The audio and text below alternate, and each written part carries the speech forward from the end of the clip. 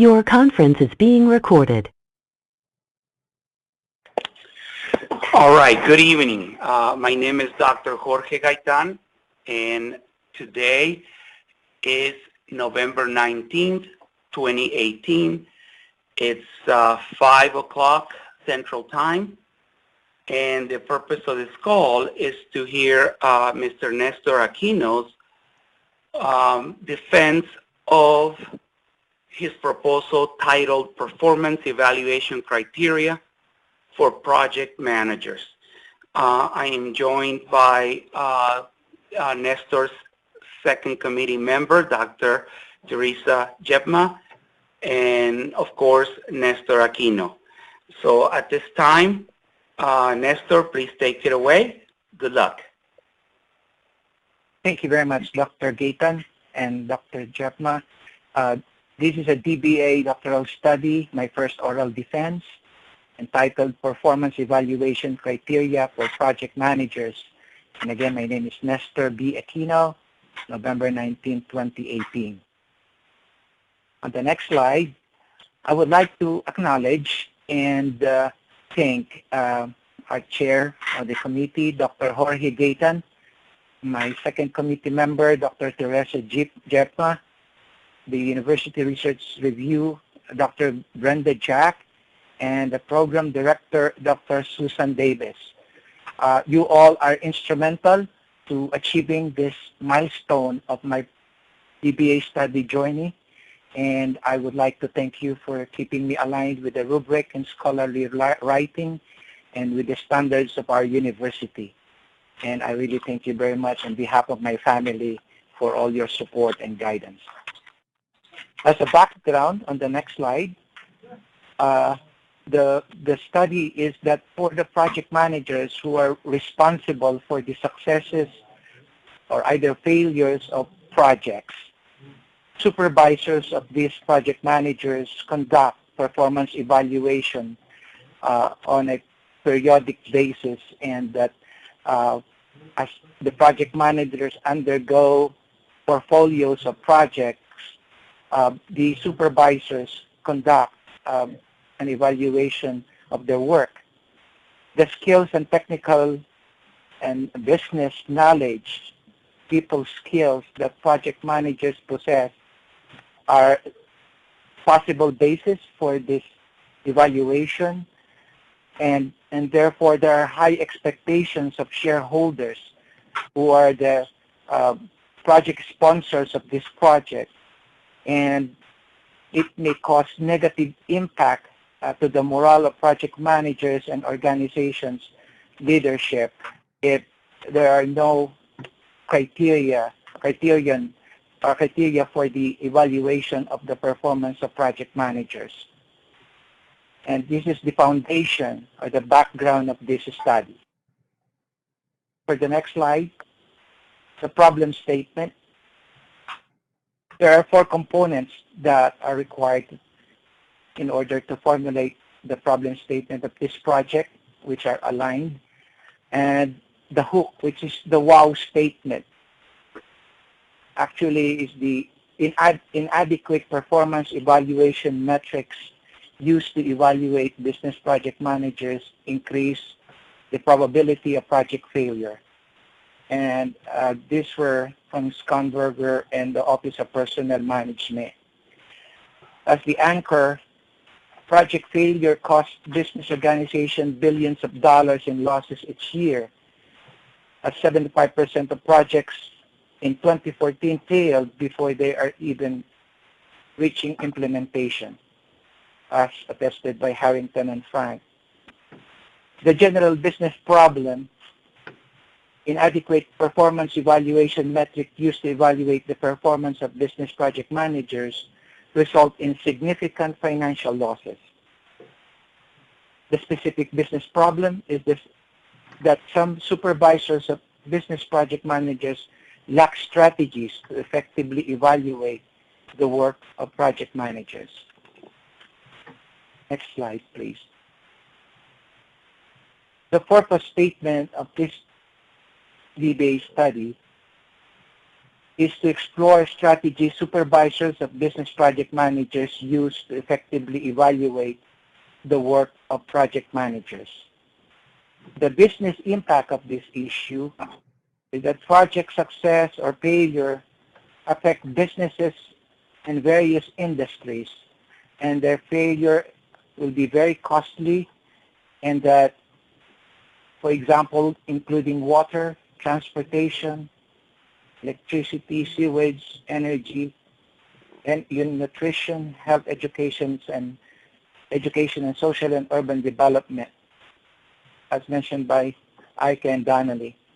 The social impact of this issue is improving project performance and reducing project failures. This could translate into positive social change. And with this study, it will improve local communities in which project managers are operating or executing their projects. For the research question, and the next slide, the overarching question, research question, is what strategies do supervisors of business project managers use to effectively evaluate the project managers? Next slide, please.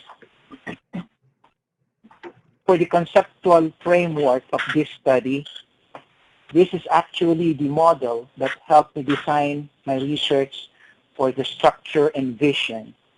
And this is actually the lens that I use to align with the problem statement and its relevance. The name of the theory is the Balanced Scorecard Theory, or the BSC, and it was authored by R.S. Kaplan and D.P. Norton, and this theory was developed, and the root idea came in 1950, but it was only conceptualized in the 1990s by Kaplan and Norton. This theory interfaces with my study as it assesses and communicates organizational performance, how it correlates in both financial and non-financial terms. And this resolves both short and long-term organizational objectives. As projects are part of the success of all the strategic objectives of an organization, then the Balanced Scorecard as a conceptual network found fitting for this proposed study, because supervisors of business project managers use the BSC theory to assess and communicate the objectives of the organization and its performance. For the next slide, slide number 8, I have subdivided the literature review into 6 subsections or themes. And I put the introduction, the performance, measurement, what are those and what are to be done. The brief history, which I had mentioned that the BSC has got its roots in 1950 and coined in 1990.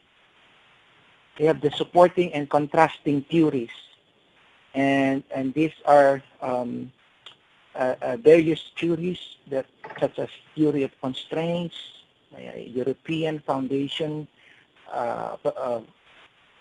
and also the other theories that I have researched with.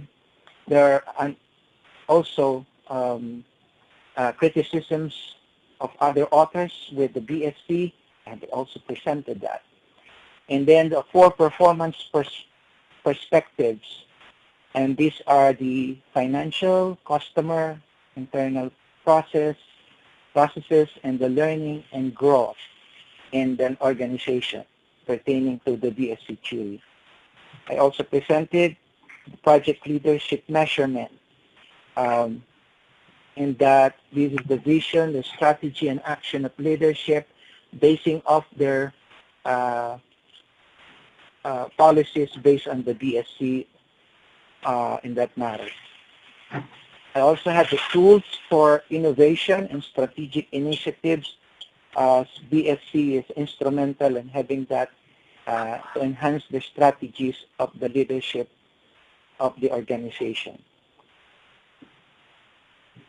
For the next slide, number 9, the method design that was chosen to help add new insight. The proposed research will be a qualitative research study. The selected research design for this study is the single case study. This design allows the researcher to collect data and conducting interviews with participants to understand the way participants perceive a given phenomenon, as suggested by Watkins, and to review company documentation. So this actually is also recommended for researchers to pay particular attention to the participants' wordings and describing the phenomenon under study to have a appropriate account of the underlying meaning which they would like to share. For slide number 10, for participants and sample size, the population from which the samples will be drawn using the criterion sampling. Those that are qualified and the criteria, well, that those project supervisors or project managers who possess the knowledge of project management and have successful experiences in the field of project management and in supervising project managers. The sample size will consist of 5 participants. This number is based on Yin, who suggested to have 3 to 5 participants for a single case study. It will provide depth and breadth of the data gathered, and aside from having the knowledge, these project managers must have at least 5 years as a supervisor, and they will be located in the Rocky Mountain region of the United States. For slide number 11, the data collection technique, collection of rich and thick data will be my main objective. The primary data will be gathered or collected using semi-structured interviews, while the secondary data will be by way of document reviews. For semi-structured interviews, I will engage in the participant in self-expression, explain their perception, attitudes, and interpretations. And while the interview is going, I will get in control all the phases of the interview. I will gain access to the participants and have open-ended questions in order for them to openly give the responses. It will also be subjected to data recording, and I plan to limit the interviews within the 60-minute time frame, and then I will also have on the secondary data document review in order to obtain additional perspective. For the next slide, number 12, I plan to analyze the data using member checking, methodological triangulation, deciphering themes, use of the software and the concept and mind mapping, organizational document reviews, content analysis. And let me go over one by one how I will do each and every bullet that I had mentioned. For member checking, I will conduct the initial interview, interpret what the participant shared, and share the interpretation with the participant for validation. In a way, my objective is to have a maximum benefit for reliability and validity of the information I collected from the participant. And it will be a sort of a repetitive process in which after reviewing and interpreting the interview transcripts, I will write each question followed by a succinct synthesis, at least a paragraph, provide a printed copy of the synthesis to the participant, ask if the synthesis represents the answer or if there is additional information, and continue member checking process until there is no new data to collect.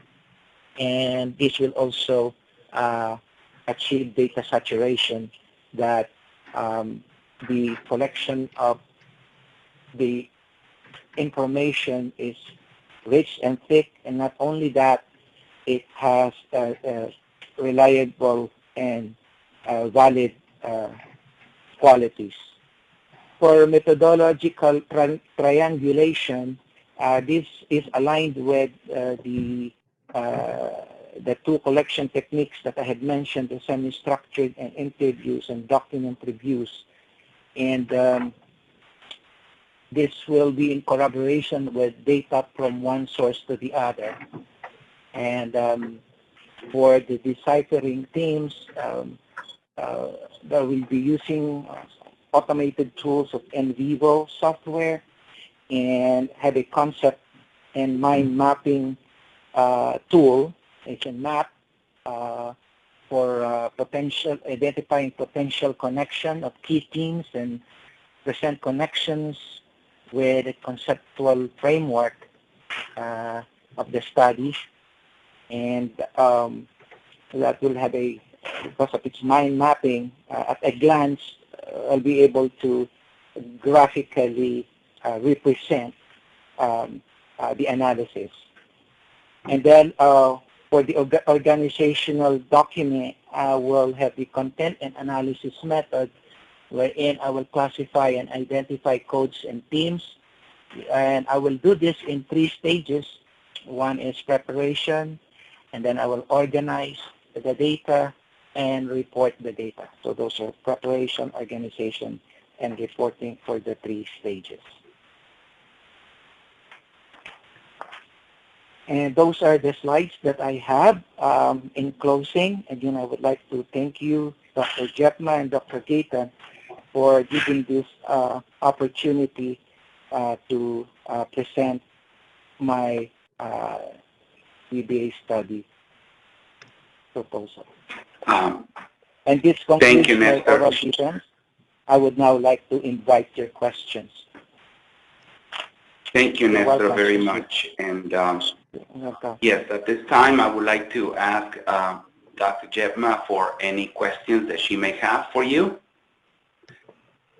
I actually have a couple because I've been reviewing the paper again that Nestor was, the last draft of the paper. Nestor, what challenges do you foresee in your data collection? Do you foresee any problems when collecting the data? Because I have plans of really getting into a good sizable participants for this. At this time, I don't see any problems that may come up, but I have some contingencies that I'm also thinking. For example, for the participants, I should have at least 2 companies to have one at the backup. For example, if that will be allowed, I would engage in that as a fallback position, just in case something goes wrong in the first choice of participants. Okay. So you obviously have a background or a depth of knowledge in it. Do you anticipate any concerns with a bias as you're collecting data, or do you feel that you're open-minded enough in order to collect the data without any additional thoughts or biases? I would not have that bias, and I would like to have an objective result of this study, and I will make sure that during the interview I will also make that clear to the participant that's at their own original thoughts, and I will not be in any way be influencing any of the responses. And also, as I interpret the interview results or the collected data, the member checking, I'll make sure that those gathered data, or even in the document organizational review, I will make sure that the proper non-biased treatment will be given. Okay. So, I mean, I don't know if you said this and I missed it. Do you know any of the people that you will be interviewing? No, actually, at this time, I am a member of the Project Management Institute, and I will just use such a venue for getting participants, but I don't have actually even, I don't know their contact numbers at this time. All I know right now is the pool of participants of the source that I can target, but there's no immediate knowledge of who will they be, what company, but because my purpose is within the Rocky Mountain, which is within the state that I am within, but I don't have any information at this time who and what company will be involved or will be engaged. Okay.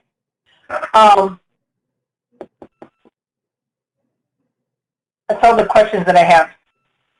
Thank you, Dr. Jeff. All right. Thank you, Dr. Jebma, for your questions.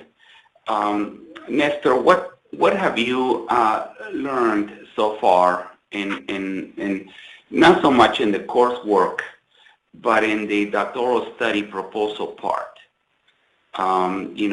This few years that you have invested in your proposal, getting to this point, what have you learned so far that you can share with other students that are who are in this maybe earlier stages and they are looking at getting to this point? Well, the number one